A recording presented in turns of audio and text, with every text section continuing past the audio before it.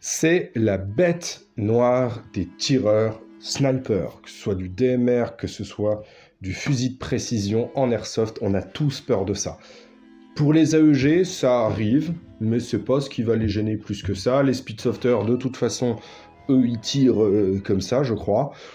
Nous, on va parler ici du side spin. On va parler du side spin, des causes du side spin et de comment essayer de le gérer au mieux. Parce qu'il est possible, avec quelques ajustements, de contraindre un petit peu ce phénomène-là et d'obtenir de meilleures performances. Et ça, je pense qu'ensemble, il faut qu'on en parle.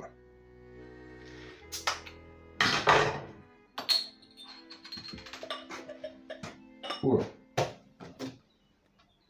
On va refaire ça comme il faut, parce que sinon, la présentation ne sera pas belle. Voilà. Il y avait déjà de la mousse dans celui-là, parce que c'est peut-être pas la première vidéo que je tourne.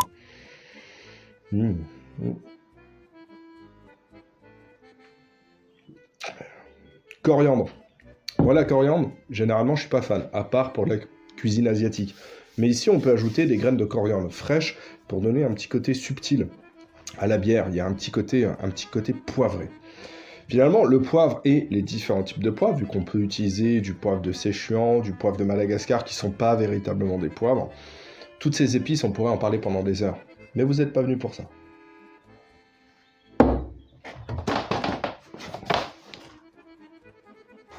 J'ai ressorti mes 2 stylos de craie. On va se remettre à dessiner. Cette fois-ci, on va parler du side spin. Donc, je vais dessiner, hop, ma bise, cette fois-ci, en gros. Parce que là, on est en vue à la première personne, d'accord? Je suis en train de tirer vers là-bas. Vue à la première personne, POV, POV. Voilà. Si vous savez de quoi je parle, vous irez en enfer. Vous le savez. Toi, derrière l'écran, tu fais semblant. Ah, je savais pas ce que ça veut dire. Tu iras en enfer. Alors, notre bille, elle est sortie du canon. Le canon serait quelque part par là. On a tiré là-bas. On a donc notre vitesse que je peux pas dessiner. Alors, je vais juste faire un point comme ça, si on imagine bien qu'elle part là-bas, je peux pas faire de perspective. J'ai mon poids, qui est comme ça. Tac, hop.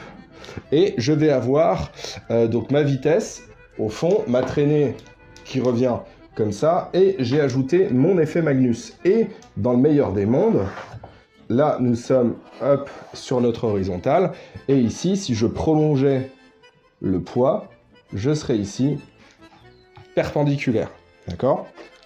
Tout se passe bien, mon joueur up est correct, tout va dans le meilleur des mondes, je tiens ma réplique correctement, j'ajoute donc mon effet Magnus ici, que je vais appeler H pour up.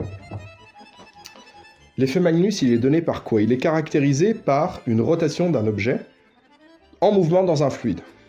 Voilà. Donc si vous avez un objet qui tourne sur lui-même et qui en même temps avance dans un fluide, vous allez dévier la trajectoire de cet objet de manière perpendiculaire au sens de rotation. Le sens de rotation, si tout s'est bien passé, mon effet hop-up, il s'applique ici.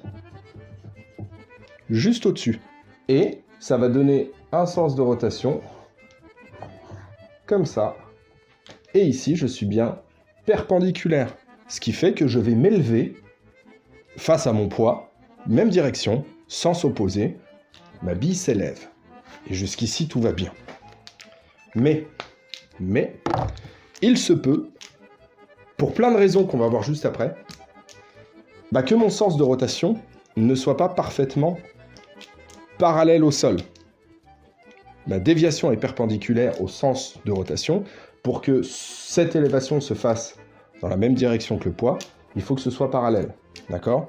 Si 2 droites sont parallèles, alors une perpendiculaire à l'une sera perpendiculaire à l'autre. Imaginons que je donne du fruit. Voilà, j'ai penché un peu ma réplique et j'ai mon sens de rotation cette fois-ci qui est comme ça. Si mon sens de rotation est comme ça, ici, je pars de manière perpendiculaire. Hop, je collerai comme ça, tac. Et ici, j'ai mon effet hop-up. Si je faisais la composante de mes forces, on voit bien que de toute façon, entre ici, ma verticale, et ici, ma nouvelle trajectoire, j'ai un angle ici qu'on va appeler alpha. J'ai un angle, et c'est cet angle qui va donner une direction à ma bille. C'est tout. Le side spin, c'est un problème d'axe de rotation. C'est tout. Si votre axe de rotation est parallèle au sol, vous allez vous élever de manière perpendiculaire. Vous allez contrebalancer naturellement le poids. Si vous avez une légère variation, alors on peut la mettre comme ça aussi, hein. Si vous avez une légère variation, bah du coup, vous allez avoir un effet Magnus qui sera cette fois-ci, hop, ici, mon effet hop-up, il est là, et donc, je vais partir par là-bas. C'est un problème d'axe de rotation, c'est tout.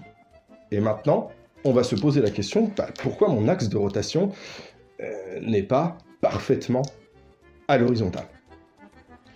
Alors, pour ceux que ça effrayait un peu, vous inquiétez pas, c'est terminé, on n'en a plus besoin. Cette fois-ci, on va faire des images. Enfin, des images. On va parler. Mais avant de parler, je vais boire un coup. Faut savoir que le joint hop-up, il va s'effacer dans une fenêtre. D'accord?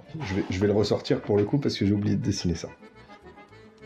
Ici, je redessine le canon. C'est ce que j'avais oublié de faire. Ici, vous avez le canon et vous imaginez que quelque part ici, vous avez une fenêtre. Et quand on va donner de l'effet, le joint, peu importe le joint, va rentrer à l'intérieur pour frotter votre bille et lui donner cette rotation et cet axe de rotation. On comprend bien que si tout se passe bien, quand je dis tout se passe bien, ça veut dire que vous avez choisi correctement votre joint avec votre bille et avec la vitesse de votre bille. D'accord? Ces trois éléments-là doivent être choisis en cohérence. Si tout se passe bien, vous allez devoir mettre un tout petit peu de hop-up, comme ça, pour soulever. Si vous mettez correctement votre joint, normalement, vous imprimez un tout petit peu de hop-up et tout se passe bien. Ok. Maintenant, imaginons que vous ayez fait une erreur quelque part. Mauvais grammage de bille, trop lourd. Mauvaise dureté de joint, trop dur. Vous avez besoin d'imprimer beaucoup plus d'effets. Il faut savoir qu'ici, vous avez une petite pièce qui va appuyer sur votre joint. Imaginons que tout soit bien mis. Vous allez déformer énormément votre joint. Et cette fois-ci, votre fenêtre, elle est obturée comme ça. Sauf que, si ma verticale est là, on voit bien que j'en ai mis beaucoup plus d'un côté que de l'autre. On le voit pas super bien, si, quand même.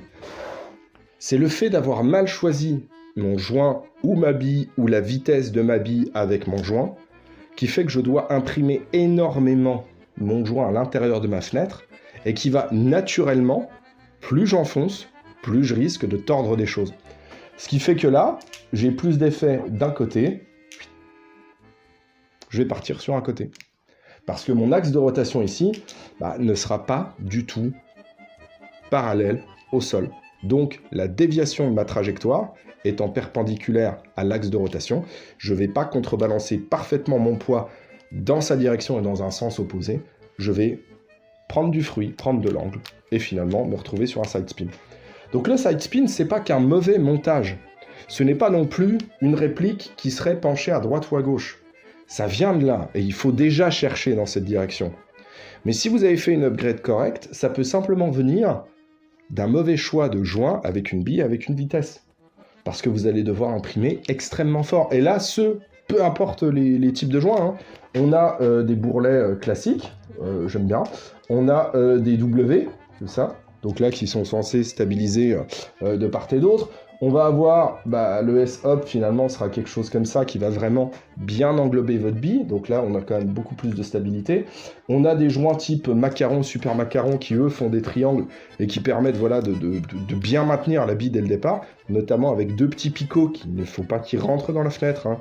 Pas la peine de limer les fenêtres pour que ça rentre, ça n'a pas besoin de rentrer. Donc, plein de types de joints, mais systématiquement un même problème. Si vous choisissez pas correctement votre joint, votre bille, votre vitesse de bille, vous allez devoir imprimer énormément de hop-up. Et plus vous imprimez de hop-up, et faites le test, hein, si vous avez un léger side spin en fin de course, ce qui est possible sur plein de répliques, et que vous imprimez un peu plus de hop-up, vous verrez que le side spin va arriver beaucoup plus vite. Le side spin, c'est juste un problème d'angle entre ici votre horizontale, là votre perpendiculaire, et si votre axe de rotation n'est pas parfaitement... Ici, j'ai pas d'angle droit, là. J'ai pas d'angle droit. Donc moi, mon axe de rotation étant tac, ma déviation ici sera perpendiculaire à mon axe, et je vais partir d'un côté ou de l'autre. Et ça, je peux l'obtenir, même en ayant eu une réplique parfaitement bien montée. Hein. Il suffit que je la penche, différence de musculature ou autre. Quand je prête ma réplique à quelqu'un, de manière systématique, on me dit « ça tire un peu à droite » ou « ça tire un peu à gauche ». On n'est pas fait pareil. Et il faut que votre réplique soit adaptée à vous. Donc ici, retenez ça, c'est un problème d'axe de rotation. C'est un problème de joint et pas uniquement. Ça peut être un problème d'appui. Hein. Imaginons que l'appui, au lieu d'être parfaitement comme ça, imaginons qu'il soit, parce que vous l'avez, parce qu'il a bougé avec le temps, hein.